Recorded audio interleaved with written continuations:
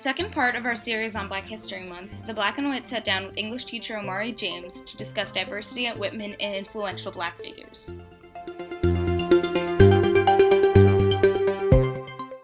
Right? Little Rock 9, it was a group of 9 students that kind of laid the foundation for a big national conversation about the desegregation of schools.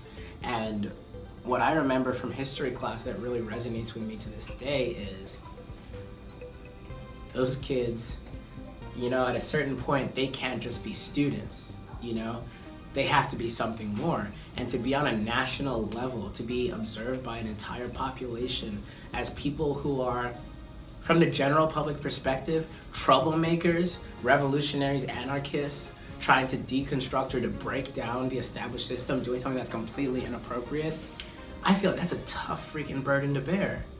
That seems like that's a hard deal. And I can't fathom the inner strength you would need to do something like that. Because for a lot of us, we study what happened with the Little Rock kids. And we think, they were just going to school. I know that it was a tough time. I know that what they were doing was, a lot of people disliked it, but they were still just going to school. Nah, man, they weren't just going to school. They became the figurehead for an entire movement. And the world would be a much different place had they not.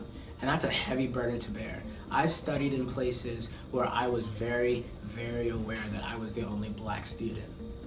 And it's not like anyone had asked me to take a stand on the topic, but it was something that every day I went to that class, I was aware that I was the only Black student.